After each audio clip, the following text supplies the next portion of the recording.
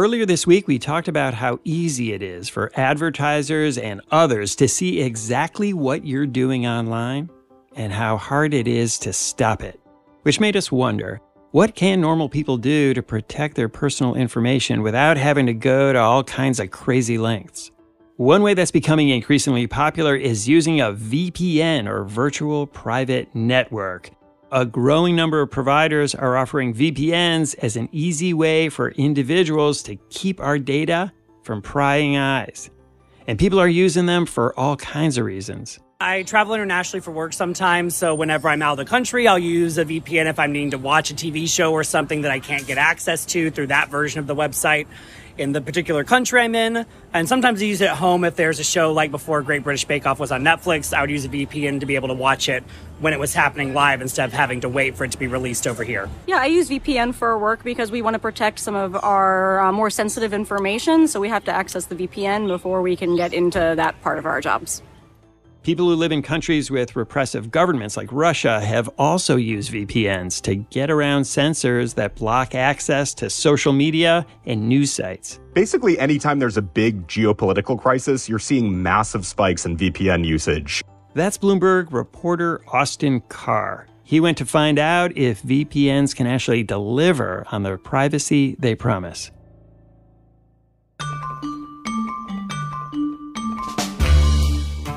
I'm Wes Kosova. That's today on The Big Take. Austin, maybe start by telling us, what is a VPN? What's it used for? Essentially, what it's used for is to encrypt your web traffic by funneling your internet browsing through remote servers around the world. It basically sends them out. Any website you go to, any browsing and surfing you do, it sends that traffic out to servers in places like France, Brazil, Japan, encrypts them to hide your location and also the content of what you're actually browsing. So the usual way it'd be is you look up a website and your identity is revealed to that website. But if you use a VPN, it bounces it all over the world so nobody can tell where you really are and where that traffic came from? That's exactly right. I mean, if you're using the internet right now at home or on your cellular provider, that's known as an ISP, an internet service provider. And essentially what's happening is every single thing that you do is basically logged with the ISP. Your location, the type of surfing that you're doing. They keep a sort of log of all that material that you're, surfing the internet with. Now, of course, in the US, that's not such a big deal, but abroad, in places where there's authoritarian governments or just different censorship rules, there's, of course, a lot of interest in VPNs because it allows you to circumvent those rules, hide your location, hide what you're browsing, and unlock things that might be cut off because of firewalls. Like the Great Chinese Firewall is a great example of things where certain social media websites, news websites are cut off, but with the help of a VPN, you can sort of work around those restrictions and gain access to a lot of content that you otherwise would not be able to. Now, of course, there's a lot of lowbrow reasons for using a VPN as well. If you like to stream content, sometimes there's reasons that will be blocked for, IP reasons or because your subscription is not relevant in a certain state or certain country. If you're traveling, you can't use Netflix. So a lot of people use VPNs actually to stream content, just circumvent rules with content providers as well.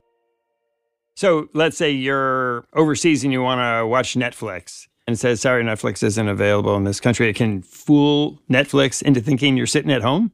That's exactly right. So when you're traveling abroad and you have a Netflix subscription to the US, or if you're a subscriber in England, you have access to different content. They have all their original content, which is globally accessible, but there's a lot of content that's only geographically licensed to particular countries or regions. So if you want to gain access to that content, you'd have to use a VPN. And Netflix has actually done a lot of work to detect those IP addresses that they give you.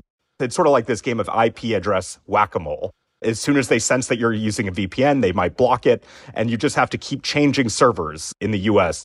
Let's say I'm in London and I want to access some content, and I'm not recommending anyone does this. This might be violating some terms and conditions. So this sounds pretty complicated. Is it hard to use? Like, what, you sit down your computer, you have a VPN. What is it? Like, how do you actually use it? It does sound complicated, and I think historically that has been the roadblock. A lot of these apps, to sort of install them, it took a lot of setup, a lot of sophistication, but nowadays they're super easy. There's a bunch of providers. If you just Google VPN, you'll come up with all sorts of names from ExpressVPN to NordVPN, which are two of the biggest brands. And it's just an app. You download it. Some are free, some are subscription-based. You just give it access to either your laptop or your cell phone, and then you're essentially hooked up to a VPN, and you can choose the server you want. NordVPN, which is one of the big brands out there, it's a Lithuanian-based company. They have about 5,500 servers around the world. You just open up the app, and you can select any country you want to browse from. You can even go down to the city. So if you're in the U.S., you can select L.A., you can select Denver, Miami, Boston, New York, things like that. And once you just tap into that, they promise that it's a good safeguard against your traffic. It can protect your location and sort of, fool your browser into thinking that you're in a different location and that it can encrypt your traffic at the same time. Austin, you report that another reason people have been using VPNs is in communicating after Russia's invasion of Ukraine. That's correct. I mean, basically, anytime there's a big geopolitical crisis, you're seeing massive spikes in VPN usage. In the weeks and months after Russia's invasion of Ukraine, there was data that showed VPN interest spiking on search engines by over 1,000%. And that is the case for every time, when we saw sort of the crackdowns happening in Iran, there was big spikes in VPN usage. When there was social unrest in Turkey following an earthquake and they blocked access to Twitter, you saw VPN usage spike in those areas as well. But the Russia one is a really interesting use case because you can sort of understand why it would be used for a healthy purpose, which is if the government is blocking access to certain news websites, obviously there would be a lot of interest, not just among social activists, but just your average Russian resident who might want to find out what the real story is. And you can use a VPN. It's become more difficult. They've blocked a lot of VPNs. NordVPN, one of the big brands there, has had to remove all their local servers from Russia, and they've increasingly made it difficult to use a VPN there. But that's one of the major upsides of VPN. Sort of the high-minded mission of these apps can be to circumvent that government censorship and help people access news, organize for protests, and just generally access the web a little bit safer than they could if they were going through their regular ISP. How good are VPNs actually doing that? They promise you anonymity, but can they deliver on it? I think they're really good at marketing cybersecurity and privacy, perhaps more than they are at delivering it. I spoke to a lot of researchers for this story, and the one thing that pretty much all of them said was that you can't really put all your faith in these VPN providers. And there's a couple reasons why. If you're an Edward Snowden type and you want to use a VPN and you have someone, the NSA on the other side or some government agency, basically VPN providers have told me that, look, we can't stop from that stuff. We can only do so much. Maybe we can unlock Twitter, but we're not going to be able to necessarily protect you against, a government agency with those sort of resources to find you. The other big issue is that a lot of these VPN providers, they're sort of asking you to put all their trust in them that says, hey, we will not log any of your web activity. But there's not really any assurances. They have audits that happen on some of these servers, but that are done by auditing firms such as PricewaterhouseCoopers. But there's not really a way you can go in to see their code to make sure there's no logs. There's not really a way you can go see their server room to make sure that there's no logs being taken of your web traffic. There's been instances historically where, a VPN provider will say, we're not logging any traffic. And then suddenly they get subpoenaed by a government and they're able to provide those logs. So there's been controversies like that over the years. Several University of Michigan researchers who I spoke with had also just said that there's ways to detect your activity even when you have a VPN on. So there's something called device fingerprinting where they can sort of triangulate your data based on specific computer you're using or the browser size or the time that you're accessing sort of content. And there's also ways that if there's a bad actor sophisticated enough to access this content, they can sort of throttle your internet and see if any leaks happen from a VPN tunnel. That might sound really complicated, but what it essentially means is there's no 100% guarantee of safety. There's no 100% guarantee of anonymity with these VPNs. In fact, most of the researchers I spoke to would not use any commercial VPN. They develop their own. So unless you're able to do that, you're a sophisticated engineer or hacker, they all warned against you thinking that, hey, these things are going to provide you some sort of military-grade protection. After the break, what do VPNs know about what you're doing online?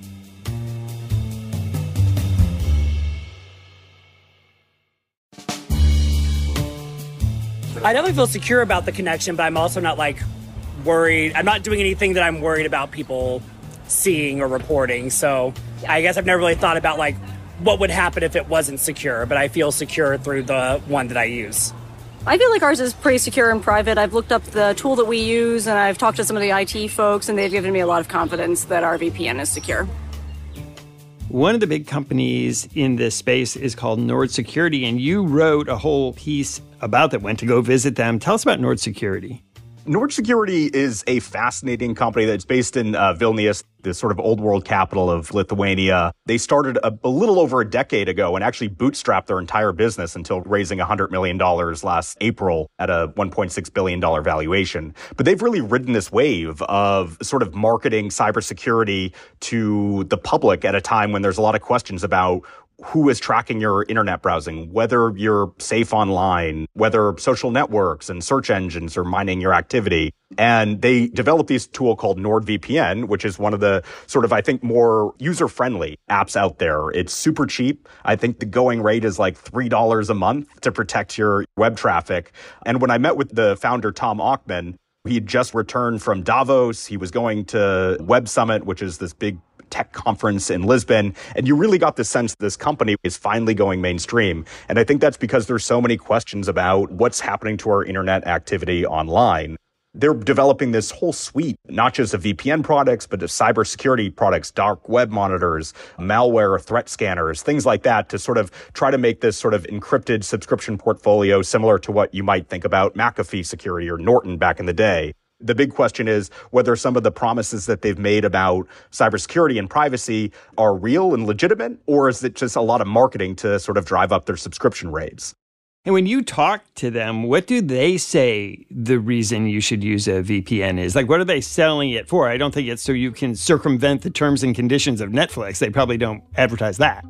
They do not. In fact, they were very hesitant. It was fascinating because when I'd gone there, I thought this was just sort of just the most obvious use case. But they were very, very specific in saying, that's not what we're using it for. You know, Netflix has never bothered us. They don't write us takedown notices. They don't complain.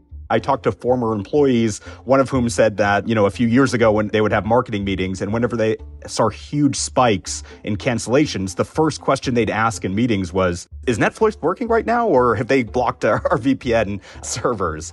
But really what they're focusing on is cybersecurity. They're pitching this thing as this sort of all-encompassing way to keep your web traffic safe, to protect you online. And, you know, so far that seems to be resonating.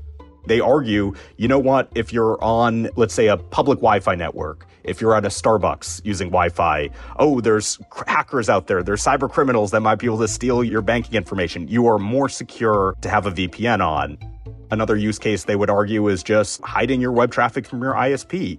There's so many governments, even in the US right now, you look at laws in Utah and Louisiana about how they are looking for age verification or for you to register with what web content you're surfing. But, you know, one of the major things that they say is also that, look, we, in all honesty, do not know what our users are using a VPN for. They have a no logs policy. They're very serious about it. And in fact, they walked me through their hardware at their servers where they removed every single local storage drive in their 5,500 plus servers, which essentially means there's no way to physically store this data on a server. It's all run through what's called random access memory, which is essentially your short-term memory of your computer. And they just say it's rebooted every, you know, I don't know, however many hours or days. If you went to one of these server rooms anyway, there's nothing you could pull off of it. They've never had a data breach. NordVPN is just one of a lot of companies, but there's a whole ton of them out there. And it's kind of hard to tell which ones are good, which ones are really secure, and which ones are not. Yeah, it's really one of the more questionable parts of the market. If you Google best VPNs, you're going to come up with a list of dozens and dozens and dozens of websites out there. And they could range from sort of NordVPN or ExpressVPN, which are some of the more known companies out there. You also have other ones that are respected, such as Mullvad or Proton or TunnelBear. These are sort of big names in the industry. But you also have a ton that are just free. These sort of free apps out there that you're not quite sure, wait a minute, how am I gaining access to this? What are they using my data for? Is this safe? And at least when I've talked to researchers, that's the one thing they say, you know, look, if you are accessing these VPN providers that are free with sort of sketchy sounding names that are promising all types of privacy protections, but you're not paying for it. Chances are they're mining your web traffic for other reasons, or perhaps their servers are not as safe as they let on. They might be collecting logs. They might be selling your web traffic to marketers. I mean, historically, there's been some fun examples. Quite scary, to be honest. Facebook a few years ago, they were running a free VPN. It was called Anavo Protect. And this was back in 2017, 2018. And they were marketing it to the public as sort of this, VPN that's going to protect you online. And it turns out that they were actually using that web traffic internally to see what their users were logging into. Were they using, a different social media website? Were they using Snapchat more? Were they using WhatsApp more? And they were sort of using these basically to monitor your web traffic for marketing purposes. And this violates the very core of what a VPN is supposed to do, which is protect your web browsing and protect your anonymity. And Facebook ended up shutting that service down 18 months after it was discovered in about 2017. So what did Facebook say about that when it came to light? Facebook said that it was very clear about what information it was collecting and what it was using it for. And I'm sure somewhere in the terms and conditions, there probably was something about, this data could be used for X, Y, or Z when it comes to marketing purposes or internal research. But I think for the average consumer, the sense is any VPN is supposed to protect you from that very use case of a company mining your traffic and sort of snooping on what you're doing online. And I think that is one of the things that every researcher I talked to just warned against is you never know. You are putting a ton of faith in these VPN providers, and there's really just no way to know what they're doing with your data other than to trust them. And I think that's a lot of trust to put in these networks, especially when even for paying apps, you're paying like $3 to $4 a month for these subscriptions. When we come back, some countries start to crack down on citizens using VPNs to bypass censors.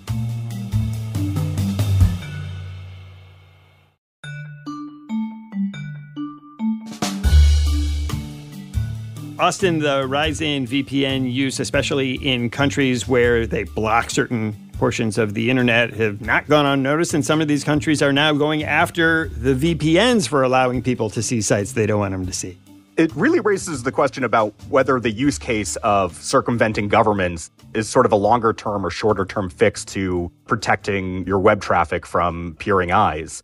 In 2019, Russia made a big to-do with a lot of the VPN providers about, we want your encryption keys. We want to be able to access some of this server data that you're sort of using it for with these VPNs. And the VPN providers said to Russia, essentially, at least the big ones, said, we don't collect logs. We can't give you that data. And that sort of forced them to pull out of Russia. They actually, in the case of NordVPN, they ended up just ripping apart all their VPN servers in Russia. Now, local residents from about 2019 to 2020 could still access a VPN through non-Russian servers, meaning they might connect to a server in the US or Brazil or Japan or something. But a few years later, in 2021, not long before the Ukraine invasion, Russia essentially banned all VPN usage outright and made it illegal. And we're seeing a similar pattern play out in India. India essentially said the same thing. We want to have access to some of this encrypted data. NordVPN said no, other providers said no, and then they shut down all their servers in India. And so, I don't know. I mean, it makes it difficult to know how long, these VPNs will sort of be relevant. With that said, there are still ways to access VPNs in these countries, but it gets a little bit more complicated. And it also puts a lot of the pressure on these VPN providers to make sure they're safe. If you can access, let's say, a VPN that is smuggled into a country on a thumb drive or something like that, they have tools that are called such as a kill switch, meaning that, let's say you're raided and you have a computer, you can access this kill switch to eliminate any sort of visibility that you were using a VPN.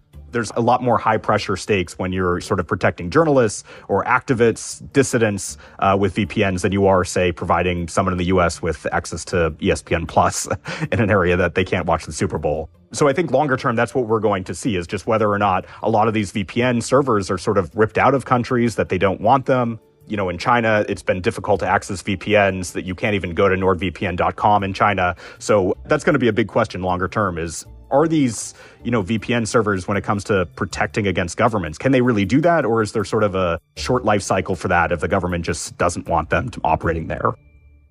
So, Austin, given all this, should people use VPNs? Do you use a VPN? I think going into this, I did use a VPN a lot more beforehand, before I sort of was learning more about talking to academic researchers, talking to the VPN providers themselves of what they do protect against. And I think there are very healthy use cases for VPNs. I understand the use case of wanting to encrypt your traffic against an ISP or a content provider, or just that you don't want someone to know your location. But I think also in the last 10 years or so, we've seen the internet go from really much more of a wild, wild west area. A lot of your internet browsing wasn't encrypted. When you did log on to an airport Wi-Fi or a coffee shop Wi-Fi, it might not have been encrypted. But nowadays, browsers are a lot safer. Banking websites, public Wi-Fi networks, they're actually a lot safer and a lot more encrypted. And I think that's one of the things that VPN providers are going to have to figure out. When I've talked to NordVPN or ExpressVPN, they compared it to like an ADT, the home security system. Just because you have ADT turned on, it provides peace of mind, but that doesn't mean you shouldn't lock your doors and make sure the windows are locked at night. And so I think for a lot of customers, it might just provide that level of peace of mind, that extra layer of encryption that you wouldn't have beforehand. If you do log into a McDonald's or Starbucks Wi-Fi, or you're abroad in a country that might not encrypt your web traffic, it can be a safer thing to add that layer of protection, but it's not necessarily going to be the end-all be-all. It's not a panacea of security for you. Austin, thanks for coming on the show. Thank you for having me. Thanks for listening to us here at The Big Take. It's a daily podcast from Bloomberg and iHeartRadio. For more shows from iHeartRadio, visit the iHeartRadio app, Apple Podcasts, or wherever you listen. And we'd love to hear from you. Email us questions or comments to bigtake@bloomberg.net. The supervising producer of The Big Take is Vicky Vergolina.